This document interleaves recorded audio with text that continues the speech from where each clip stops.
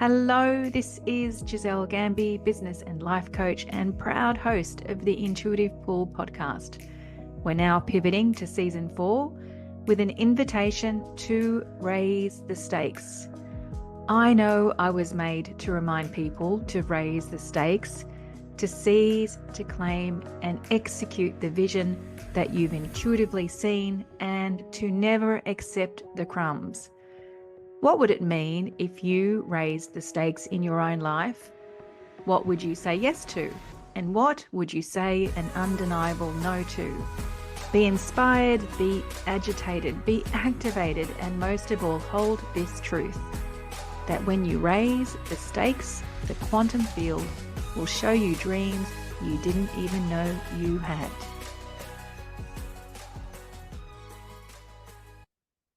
Hello, Intuitive Pull community. I'm excited to share with you that the new program, Your Most Significant Life-Changing Year Again, that the landing page is ready on the website. I spoke to this new program on the last episode. And so I want to say this to you here on the podcast today. I received a beautiful message from someone who I'm coaching this morning. And it said a whole lot of stuff.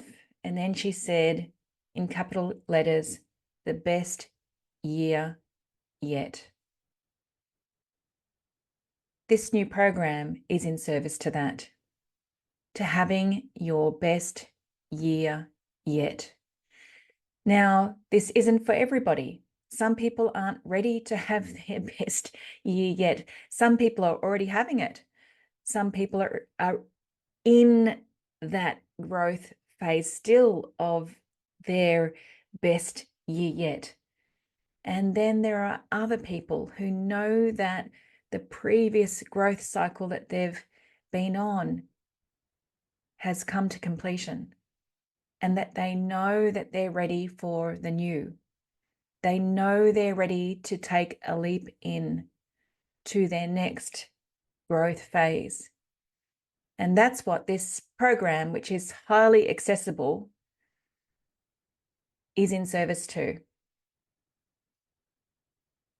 If you're ready to untangle some dynamics that don't work for you any longer, if you're ready to untangle some patterning that you're tired of, that has passed its use-by date, if you're feeling the pull to have more freedom within, if you have desires and longings that have been unfulfilled, and you have a knowing in your body that they can no longer remain unfulfilled, even if you don't know what those desires and longings and callings for, but you have a pull to go that extra mile, to go into that stretch, to go into a capability that you don't even know what that entails yet, but you can feel that pull, that there's another stretch.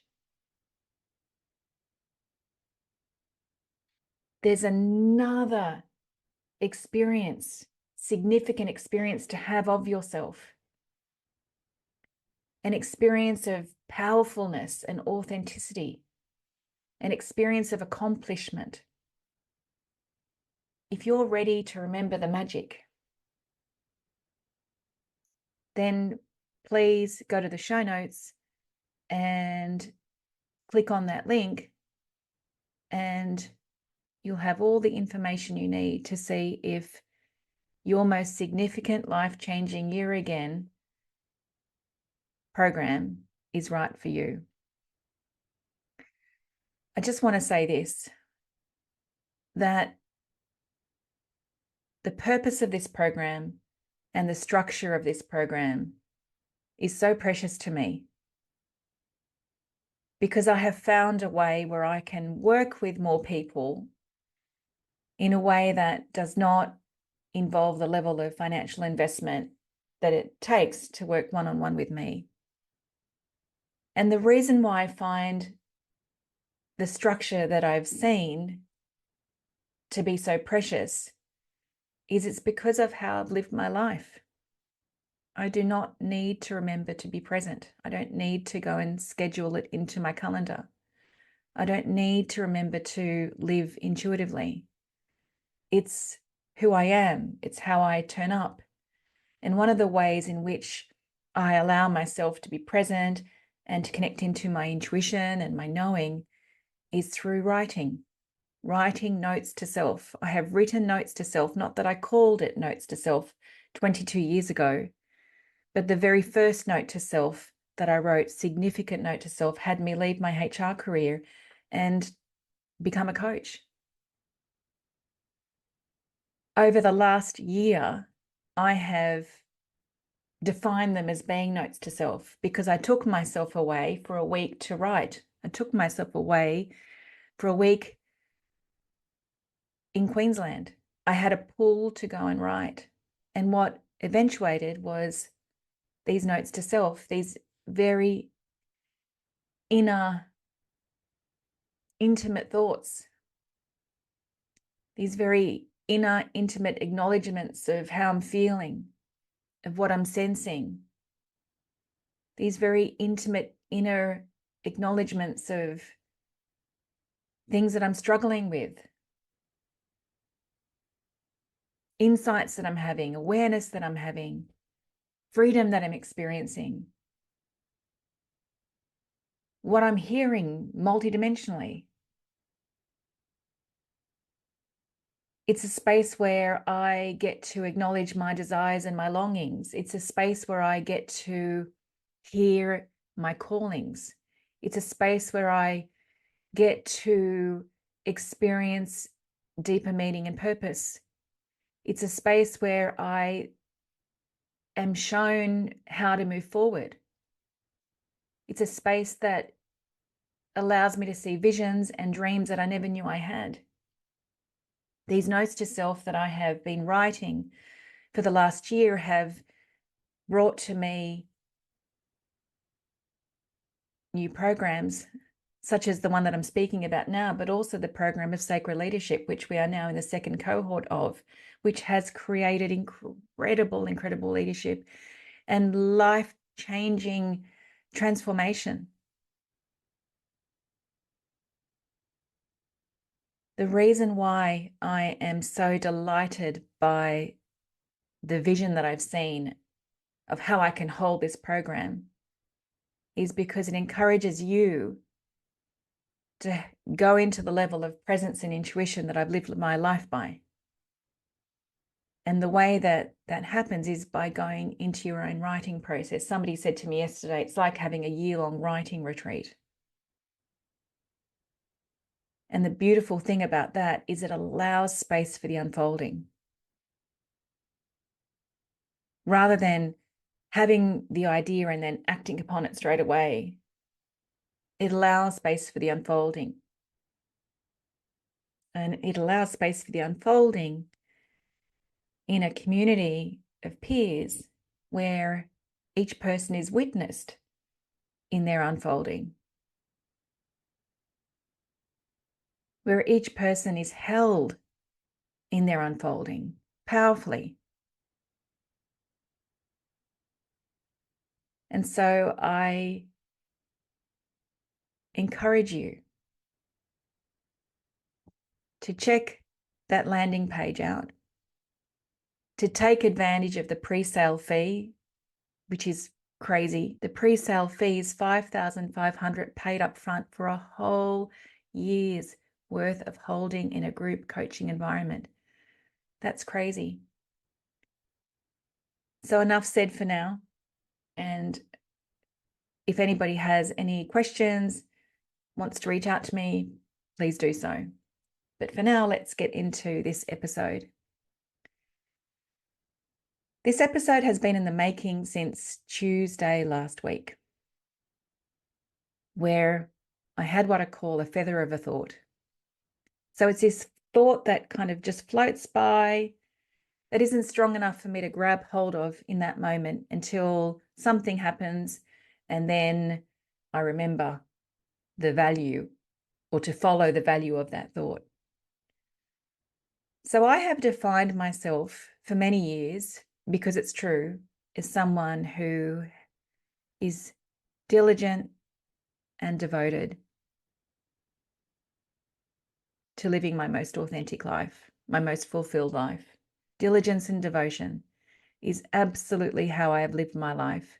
If it wasn't for my diligence and devotion, there is no way that I'd be here with you right now. There is no way that I'd be in my life in the way that I am right now.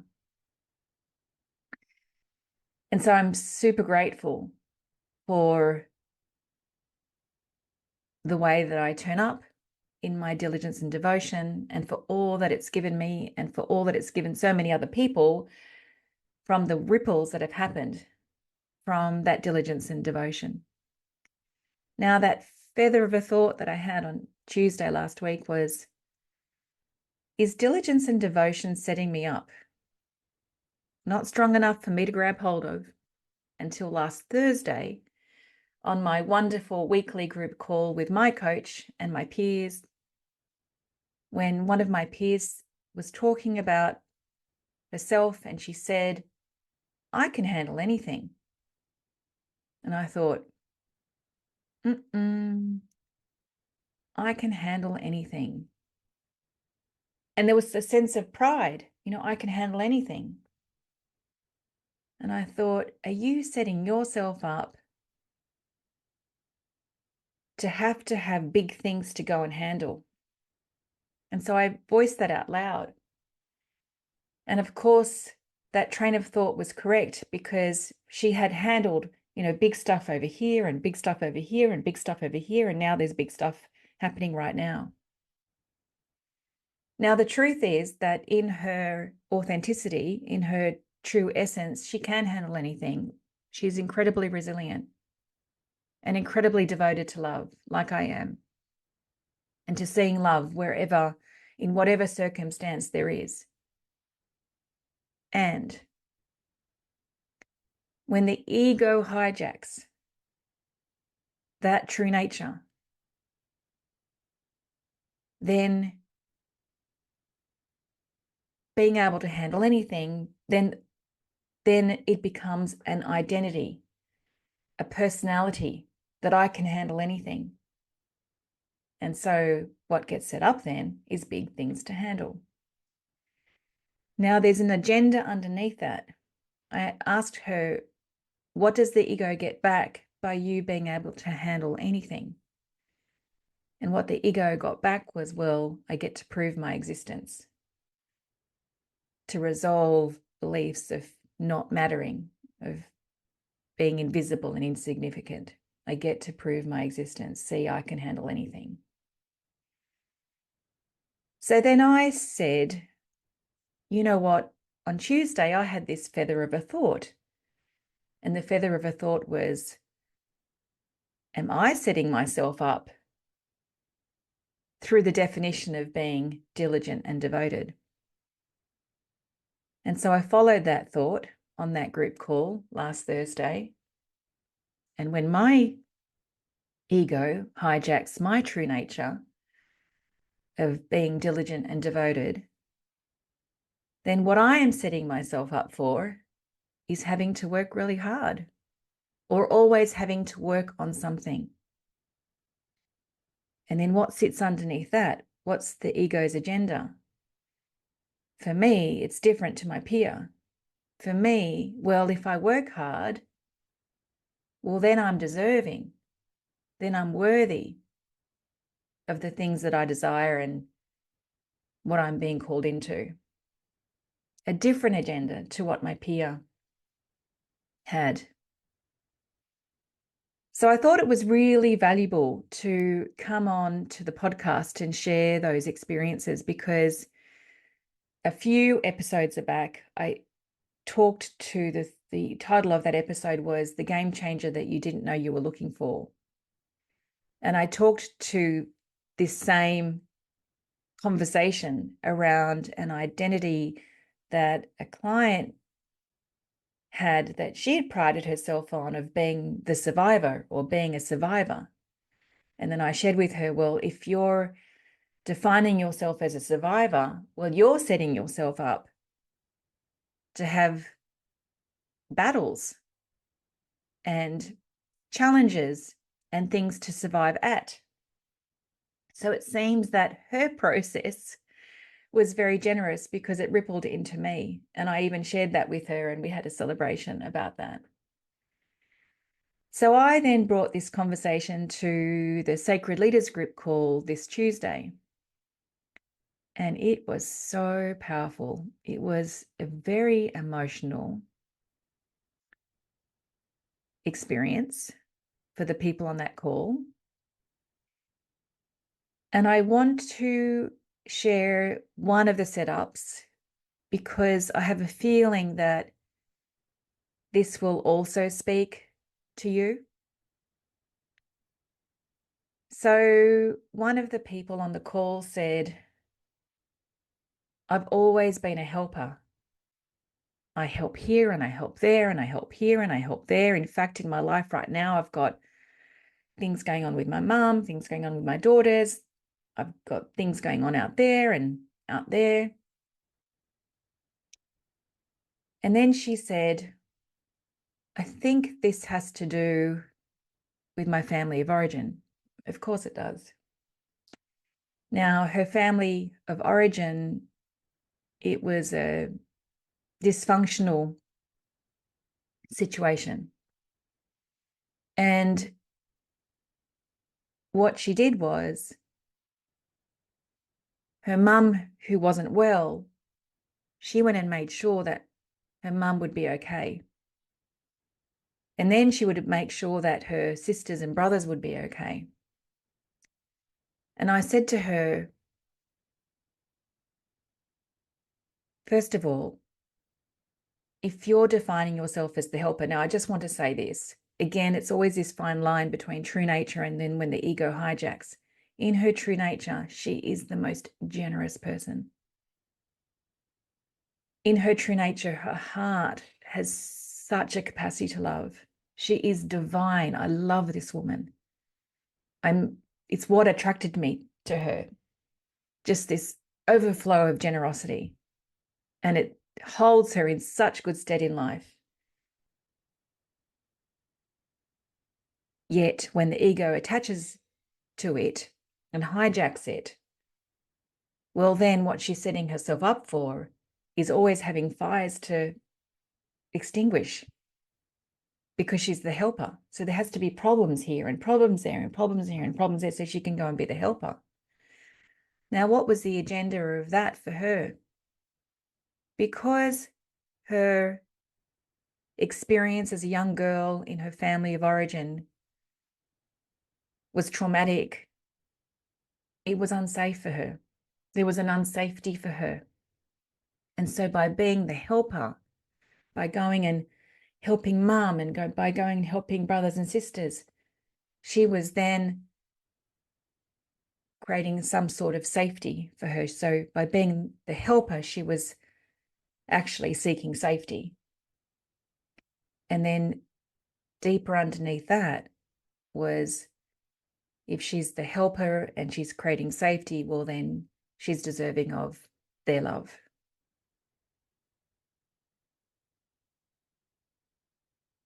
So these conversations around identity and how we are setting ourselves up and for what purpose we have set ourselves up, what the ego gets back, these are game changers.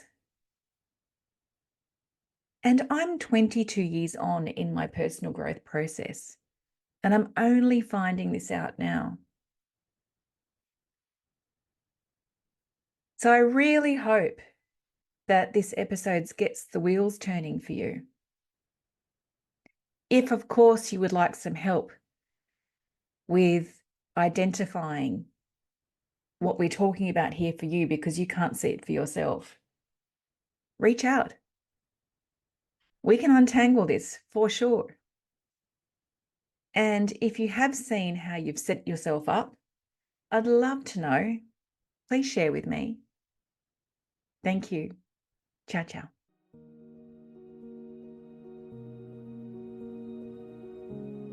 Hey guys, if you love this podcast, I have 2 requests. Number 1, sign up to the newsletter, which you can find in the show notes. Sharing is one of my superpowers, and there is only so much that I can share through the medium of podcasting. And I have very big plans this year to be radically generous to you. So sign up to that newsletter where you will be able to receive a whole lot more that I trust will be super valuable to you. And number 2, I'm a massive referrer of the people I love to the people I love. Please share this episode or podcast with the people you love, and let's create some more breathtaking ripples of impact.